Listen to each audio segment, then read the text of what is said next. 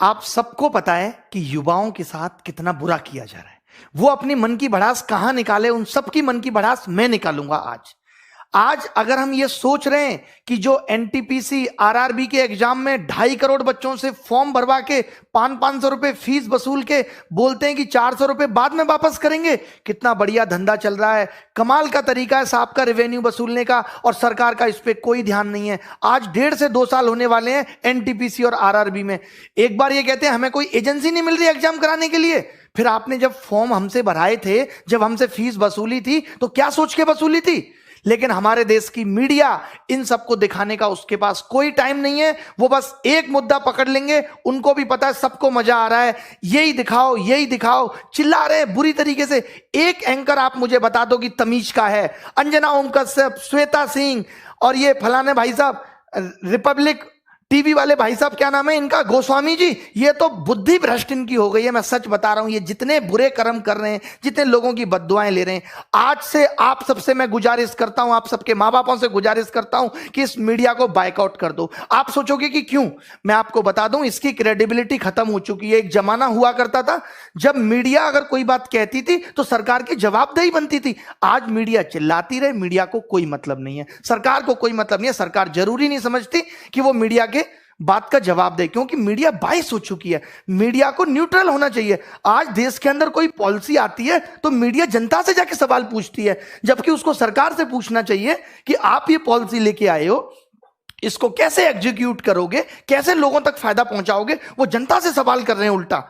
तो अब अगर हम ये सोच रहे हैं कि हमारा ये मुद्दा मीडिया में जाएगा और भला हो जाएगा, तो ये बात दिमाग से निकाल दीजिए। मीडिया के सारे चैनल भी मिलकर एक बार बोल देना 2-2 मिनट, तो भी कुछ नहीं होने वाला, क्योंकि सरकार के कान पे मीडिया की बातों की अब जू नहीं रेंगती। सरकार और मीडिया एक हो चुकी हैं, वो न्यूट्रल थोड़ी है जो सरकार से जाके सवाल करेगी। पहले अगर मीडिया में कोई बात उठ गई तो उसको बहुत बड़ा समझा जाता था, अच्छा मीडिया में आ गई अब तो सरकार को एक्शन लेना पड़ेगा। तमाम बातें मीडिया में आ रही हैं, सरकार को कोई मतलब नहीं है। आप सोच रहे हो कि सुशांत सिंह वाले केस में तो सरकार ने मीडिया को सीरियस लिया, क्योंकि सरकार को बिहार में चुनाव देख रहे थे, सरकार को बिहार में वोट चाहिए था, तो उन्होंने कहा ठीक है ये मामला जल्दी से जल्दी सिलटे। अब मीडिया भी पूरी इसी तरीके से लगी हुई है। बट 2.5 करोड़ लोग आरआरबी, एनटीपीसी, 40-50 लोग सीजीएल, ये सब कितना सफर कर रहे हैं। 3-3 साल से बिना नौकरी के बैठे हैं। 2-3 तो मेरे सामने बैठे हैं अभी, मैं आपको बता दूं, जो सिर्फ रिजल्ट का वेट कर रहे हैं। प्री क्वालिफाई कर दिया, रिजल्ट नहीं आता, 850 दिन हो गए सिंस नोटिफिकेशन। इसको छोड़ दो, ये तो 2018 का एग्जाम है, क्या 2017 में सबकी ज्वाइनिंग आ गई? 17 का एग्जाम 2021 आने को है। 4 साल में आप एक नौकरी की ज्वाइनिंग नहीं दे पा रहे। आप पूरे देश का चुनाव 1 महीने में खत्म करा देते हैं। ये हमारा देश के प्रति, देश के युवा के प्रति रुझान है सरकार का। इतना मन दुखी हो चुका है, और अब होने वाला कुछ है नहीं। अब या तो कुछ एक बड़ा आंदोलन हो, मीडिया से तो आप उम्मीद छोड़ दीजिए। ये भी छोड़ दीजिए कि मीडिया अगर 2-4 बातें बोल भी देगी तो कुछ होगा नहीं। मीडिया के साथ तो हमें यह करना है, बॉयकॉट मीडिया। आज से हम कोई न्यूज चैनल नहीं देखेंगे, आज से हम कोई भी न्यूज की वीडियो नहीं देखेंगे। आज से हम इन सब की वीडियो आ भी जाती है सामने तो उसे डिसलाइक करेंगे, अपने माँ बाप को बोलेंगे कि न्यूज चैनल बिल्कुल ना खरीदे, टीवी देखे बट कोई न्यूज ना देखे। हम बताएंगे इनको, इनकी जो टीआरपी है ना वो हम ही ने बढ़ा दी। हमें ही मजा आता है उन बातों में, और उन बातों के मजे के चक्कर में हमारा सबका भविष्य खराब हो गया। मीडिया को लगने लगा अच्छा ये चीज है। अब मैं अपने चैनल की बात करूं, मैं मसाले की वीडियो बनाऊं, रोज 1 लाख व्यू आएंगे, बट मेरा चैनल एजुकेशन का है, मुझे वो काम भी करना है। ठीक है, मैंने महीने में एक बार 1 वीडियो बना दिया, 2 वीडियो बना दिए, उसके अलावा तो मैं पढ़ाऊंगा ना। या मैं ये चिंता करूं नहीं मेरी इस वीडियो पे 30,000 व्यू आते हैं तो अब मैं ये वीडियो नहीं डाल रहा। यही सेम काम मीडिया को करना चाहिए था कि जो उनका काम है, व्यू आए या ना आए, उनको वही काम लगातार करते रहना चाहिए था। बट वो नहीं कर रहे। वो क्या करते हैं, अब जेईई और नीट की परीक्षा सरकार चाहती है, इसीलिए मीडिया लगा हुआ है कि नहीं करा के रहेंगे। लड़ रहा है मीडिया उसके लिए, क्योंकि सरकार चाहती है। तो मीडिया यहां पे वही कर रहा है जो सरकार चाहती है। तो सबसे पहले हमें सरकार से चाहवाना है कि वो हमारे एग्जाम भी टाइम पे ले। मीडिया से सरकार नहीं सुधरेगी, सरकार से मीडिया सुधरेगी। तो गुजारिश हमारी सरकार से है, सबसे पहले कोई न्यूज चैनल हम नहीं देखेंगे। आपके पिता मम्मी सबको न्यूज चैनल को बायकॉट करना होगा, और आपके लिए ट्वीट करने होंगे, आपके लिए कैंपेनिंग चलानी होगी। चाहे यूट्यूब पे हम चलाएंगे, जैसे कि हैशटैग अभी चल रहा है, एसएससी डिक्लेयर रिजल्ट चल रहा है, और एक चल रहा है hashtag speak up for SSC railway exam. सोचिए कितना गलत हो रहा है यार।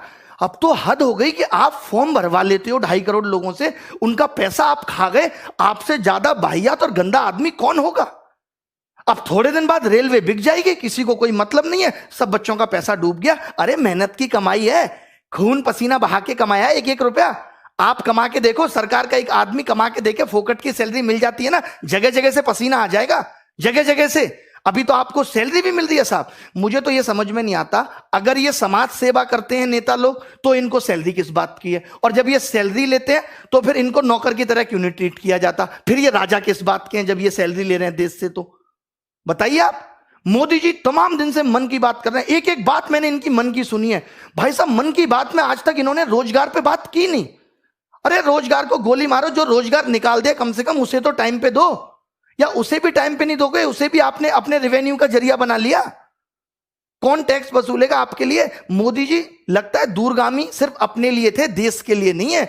अपने लिए तो उन्होंने सोच लिया था कि कैसे कैसे रास्ते पे चलूंगा कि प्रधानमंत्री बन जाऊंगा, बट वो ये नहीं सोच रहे कि इस देश का युवा जो आज जिन हालातों में, अगर यही हालत रहा तो ये देश नीचे चला जाएगा।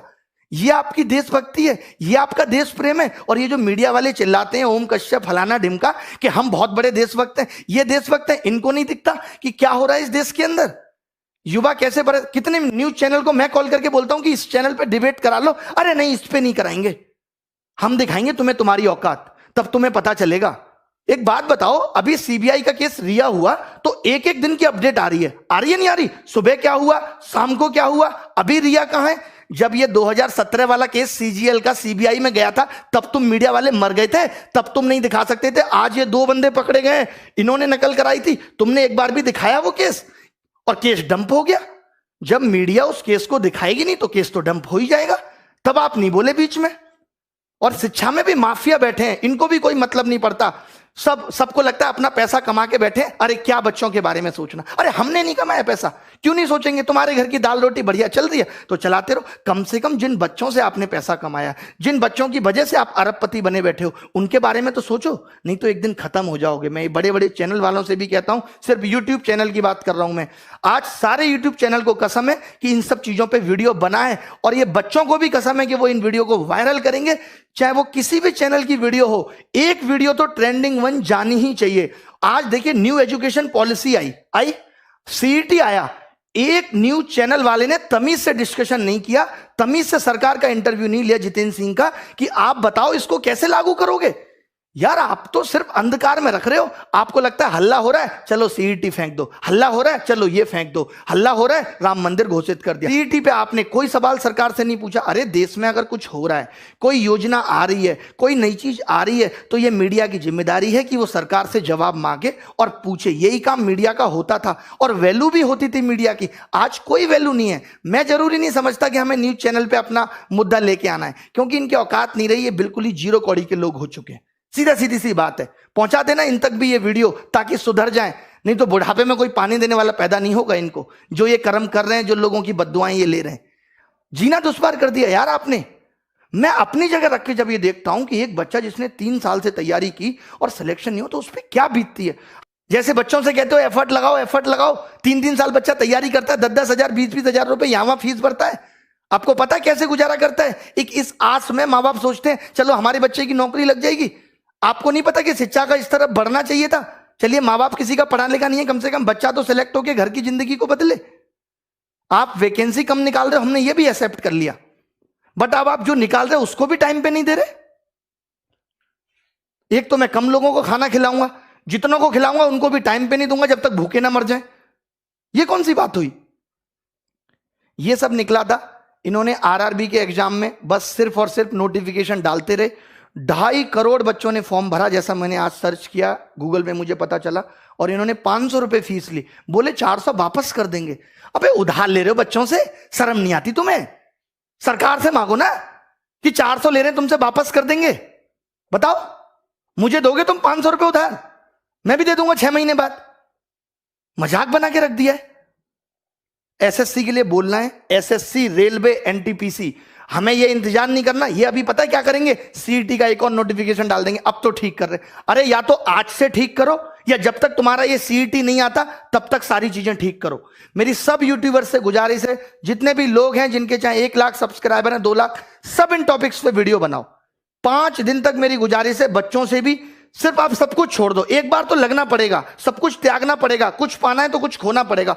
5 दिन तक हम सब लग जाते हैं और नानी याद दिला देंगे। इस बात का भरोसा मुझ पे रखिए कि क्या कुछ नहीं हिल सकता यार। अगर हम 2.5 करोड़ लोग फॉर्म भर रहे हैं, अगर ये 3 करोड़ लोग चाहे ना तो सल्तनत हिल सकती है। मोदी जी गलत नहीं बोल रहे, कुछ बिल्कुल सही बोल रहे हैं। आप एनालिसिस करा लो, आपके पास तो इतने बड़े बड़े एनालिस्ट भरे पड़े हैं, बहुत बड़े बड़े टॉप लेवल के शिक्षाविद हैं आपके पास, वो सब बता देंगे।